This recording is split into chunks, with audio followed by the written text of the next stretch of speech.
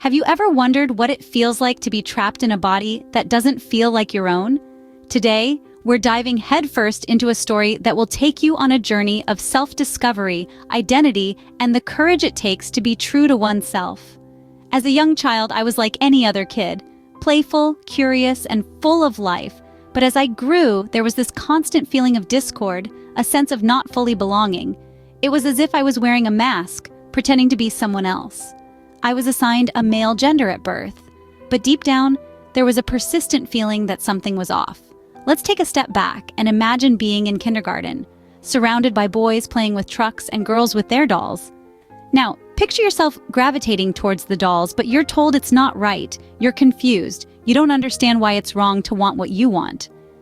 These feelings of confusion weren't just isolated to toys, they seeped into every aspect of life. From the clothes I wore to the activities I was expected to take part in, everything felt like a mismatch. I was playing a role that did not resonate with who I truly was. These feelings weren't just a phase, as some might claim. They were persistent and deeply ingrained. It was a struggle, a fight within myself. Every day was a battle between what society expected of me and what I felt on the inside. As I grew older, the disconnect only intensified. It became harder and harder to ignore the feeling that I was living a life that wasn't mine.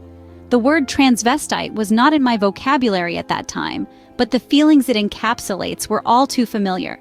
As a child, I didn't understand why I felt so alienated from my own body.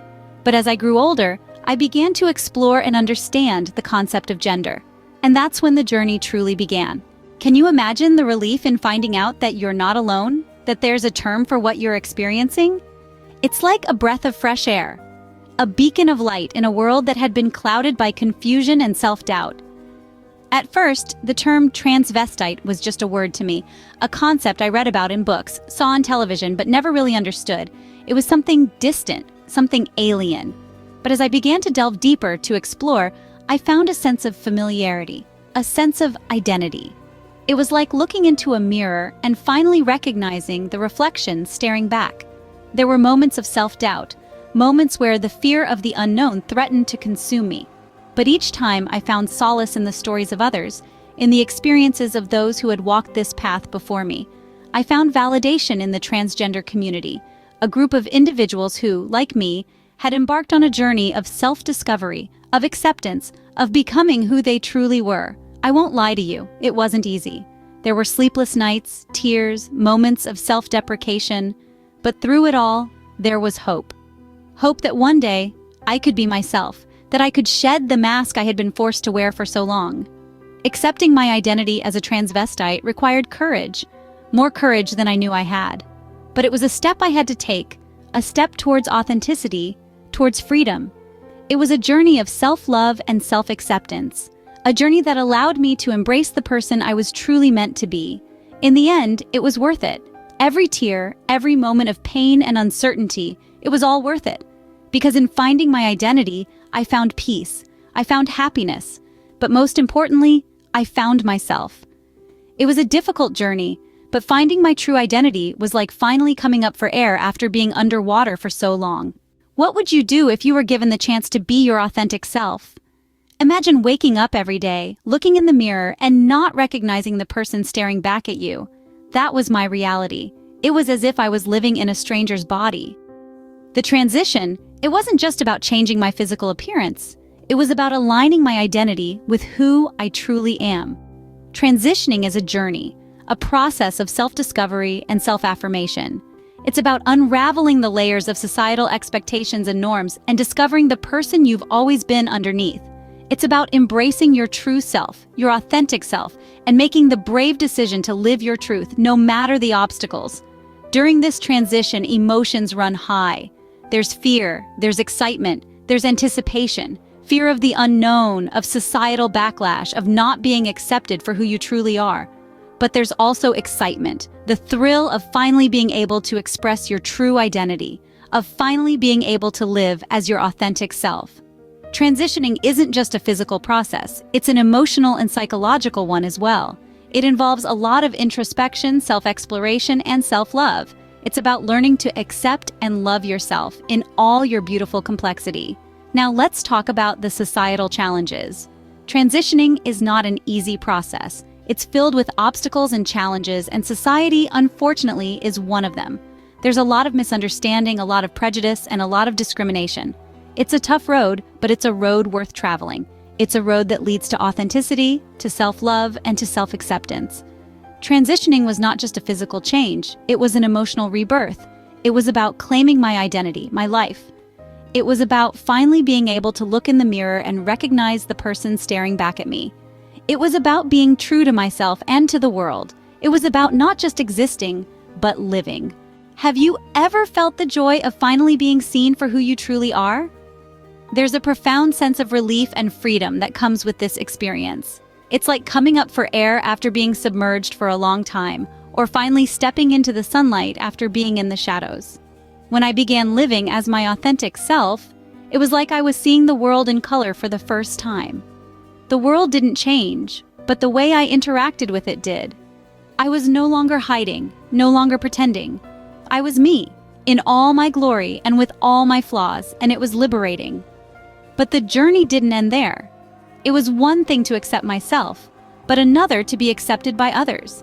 This is where the true test lay. I was prepared for resistance, for misunderstanding, for outright rejection. But I was also hopeful. The joy of acceptance, when it came, was overwhelming. It came from unexpected places. A smile from a stranger, a kind word from a colleague, a hug from a friend. It was in these small gestures that I found the strength to keep going, to keep being true to myself. But acceptance is more than just these individual moments. It's about creating a society where everyone is recognized and valued for who they are. It's about understanding that our differences are what make us unique, what make us human. It's about acknowledging that we all have a role to play in this, from the way we treat each other, to the way we educate our children, to the policies we support. Acceptance is a collective effort, and it's an ongoing process. It's not something that happens overnight. It takes time, patience, and a lot of love, but the reward is worth it. To live in a world where you are seen, where you are understood, where you are celebrated for simply being you, there's nothing quite like it. So let's strive for that world. Let's work towards a society where everyone is free to be themselves, without fear or judgment. Because acceptance is not just about tolerance, it's about understanding and celebrating our differences. What if your story could help someone else feel less alone? A thought that has been a beacon, guiding me through my journey. A journey that took me from confusion to clarity, from fear to courage, from hiding to unveiling, and from denial to acceptance. And now I stand before you, not just as me, but as a voice for many others who are still finding their way. In this journey, I've learned that understanding is the first step towards acceptance. It's not about agreeing or disagreeing, but about acknowledging that every individual has their unique journey, their unique identity. It's about respecting that identity, even if it doesn't align with your beliefs or understanding. And it's about recognizing that everyone, regardless of their gender identity or sexual orientation, deserves love, acceptance, and respect. But understanding and acceptance are not just things we seek from others. They are also what we owe to ourselves. We owe it to ourselves to understand who we truly are, to accept that truth, and to live it. Because when we embrace our true selves, we not only find peace within, but we also empower others to do the same. I want to tell you that it's okay to be different. It's okay to be you. It's okay to not fit into the boxes society has built for us.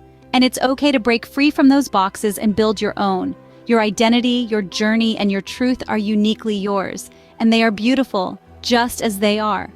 So to anyone out there struggling with their identity, remember, you are not alone. There are many of us who have walked the path you're walking now, and there are many more who are walking it with you. Reach out, seek help, seek understanding, and know that it gets better. And to everyone else, let's be kind, let's be understanding, let's be accepting. Because in doing so, we make the world a little better, a little more accepting, a little more loving. Remember, your identity is your own. Cherish it, embrace it, live it, because everyone deserves to be their authentic self.